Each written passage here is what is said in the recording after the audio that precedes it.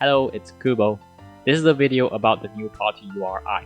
The first thing you should know about this card is it has a level 7 passive.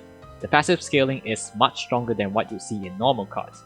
Second, this card functions kind of differently from what you see in normal cards. So at Limit Break 0 and Limit Break 1, this card is very strong, but this card will slowly loses out to fast cards the higher the limit break. Take a look at her max limit break stats and you'll notice that her appeal is not as high as Fast Setsuna. Including their passive skill, Fast Setsuna's appeal is over 14k while Party I is only at 13k. I's crit rate is also slightly lower, and her entire skill set focuses on active attribute unlike Setsuna who can be used for any attribute. Not only does her passive target the same attribute, which is more limited, it increases by 6.7% compared to Fast Setsuna's 7% to same strategy. Her life show active is similar to a brooch but only targets same attribute. And heck, Party I is even weaker than a normal Gacha UR, which is Fairy Ayumu. Or maybe it's just Fairy Ayumu is the exception here for being so strong, but anyway, my point is, at max limit break, Fast I has similar stats to a normal Gacha UR, and overall as a frontline, Party I is just not as strong as Fast Setsuna, so not to mention Fast Kana. That's if we compare them at max limit break. At limit break 0, however, Party I has unusually high stats, like 9,487 base appeal compared to Setsuna's 7,759. You can see that at limit break 0, Party I has way higher appeal than Setsuna, unlike in max limit break. Now this is a huge difference. Party I at limit break 0 is similar to a limit break 1 fast card and a limit break 2 normal gacha card.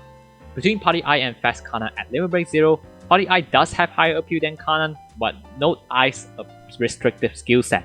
So I'd say even at limit break 0, unless you use a full active frontline, Fast Kana is still a better frontliner than Party I. The reason behind this interaction lies at her skill tree. At limit break 0, Party I can already access 67 tiles compared to 46 tiles in normal URs. So this means you can already go deeper into the skill tree at limit break 0. The first limit break is also a very good one because it unlocks an insight skill, unlike other cards that unlocks it at limit break 4. Memento Pieces is only used for passive tiles in limit break 3 and 5, so you don't need to worry about that in limit break 0 and limit break 1.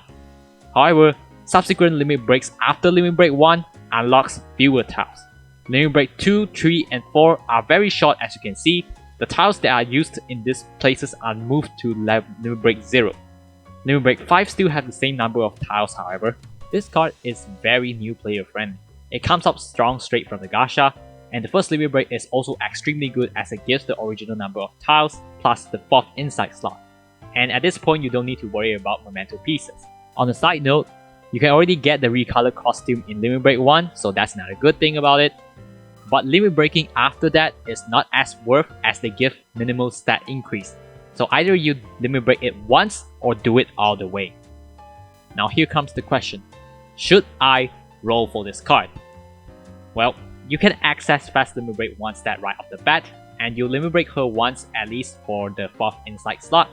That's about like limit break 2 fast level. So new players will definitely benefit from this high starting stat, but if you have Fast Kasumi 2, Fast Setsuna and Kanan, you might want to think twice. You don't need any more frontline scorers, but what about a backline? Like Party I is a strong active backliner, right? Party URs have level 7 passive, it gives out 6.7% appeal boost compared to the normal 5.2%, plus an extra 2% appeal boost from her life show active. Her insight slot is unlockable at limit break 1 not 4, so you can already put an extra appeal plus medium group at limit break 1. To that I say it's still not worth it in my opinion.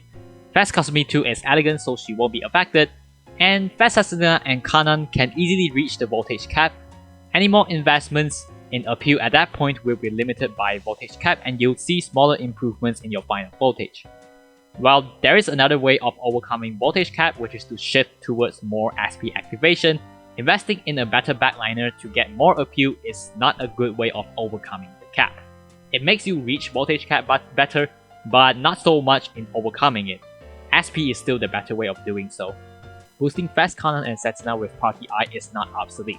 This interaction is still very good, because Fast I is just a good active backliner. It's just I don't recommend going all the way of scouting her just to boost fast Setsuna and Kanan for an improvement smaller than if you wait for a third frontliner, like an SP filler or another card with similar nature to Kanan and Setsuna. It's a small improvement that, unless you are really concerned about getting the most out of your voltage ranking, I wouldn't suggest you to scout it. Party I works well as a third scorer in an active expert song after fast Setsuna and fast Kanan. Well, if an active expert song comes out in the future. That said, if you are not concerned with voltage ranking, you can pretty much ignore this banner. In summary, this card is free to play friendly as you can get to access more stats earlier, but she slowly loses out to fast cards the higher the limit break. Either you limit break her once or do it all the way. New players can use her as a good frontline.